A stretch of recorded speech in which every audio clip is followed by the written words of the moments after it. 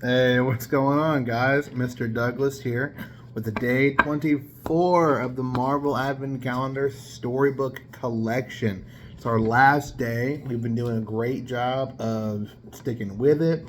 I'm excited. The story for today is called A Very Strange Night.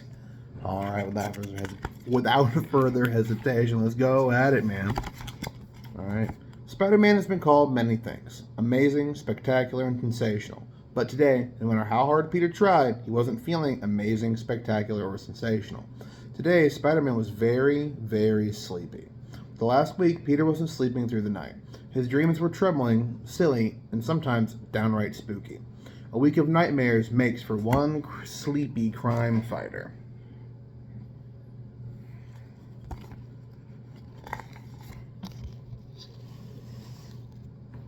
Peter didn't think much of it until one very long spider yawn almost allowed Shocker to ruin the policeman's ball.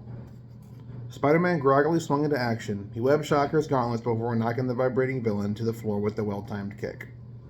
But J. Jonah Jameson, the boss of the Daily Bugle newspaper, was not impressed. "Look, not only is Spider-Man a menace, but he was sleeping on the job," he shouted from his table as Spidey swung away.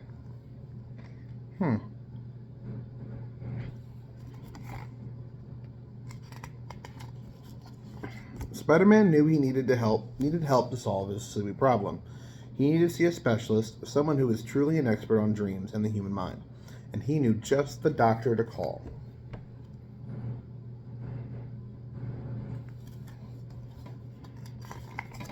"Dr. Strange," Peter said, greeting his old friend. "I'm sorry to interrupt, but I've been having trouble sleeping," Dr. Strange said as Spider-Man entered the Sanctum Sanctorum.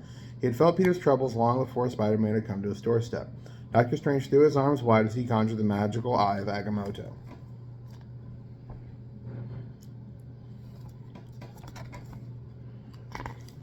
"The Eye of Agamotto has shown me that you've been experiencing nightmares," Strange told Peter, "and now it will show those nightmares."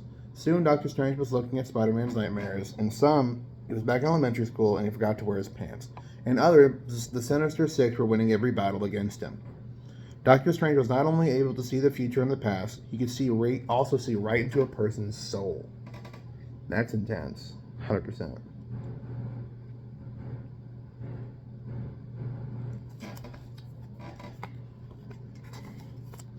Your sleep is interrupted by the supernatural, and your dreams are being invaded by the most dastardly of nocturnal threats.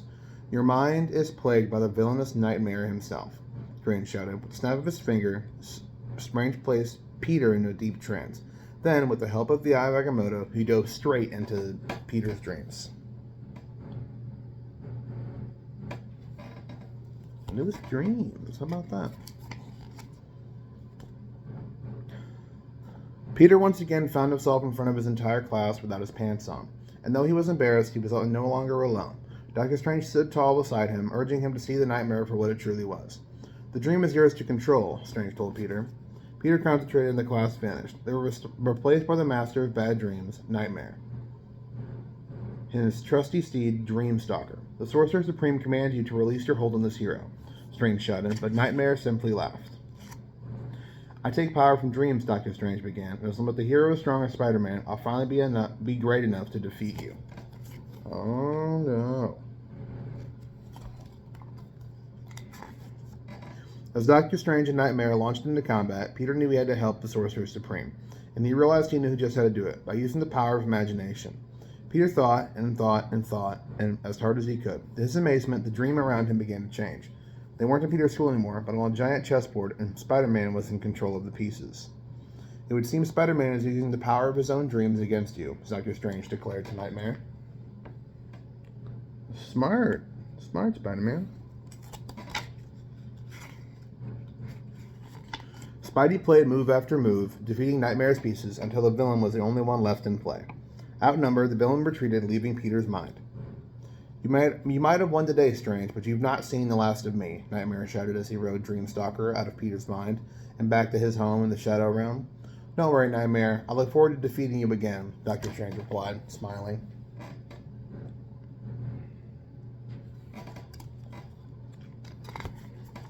Peter woke with a start, pleased to find the good doctor waiting with a hot cup of tea.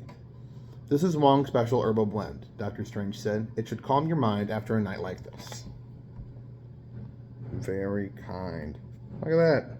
Beat the villain already. After saying goodbye to his old friends, the tired hero swung home, changed into his pajamas, and slipped under the sheets. There were no monsters under the bed, and the only things in his closet were his clothes and his spider suits.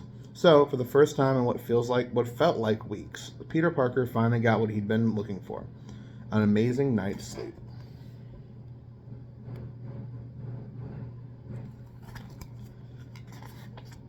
Doctor Strange. Very cool. That was our last story, day 24. The name of the story was A Very Strange Night. I hope you guys have enjoyed, and I don't know if I'll see you next time, but thank you for watching.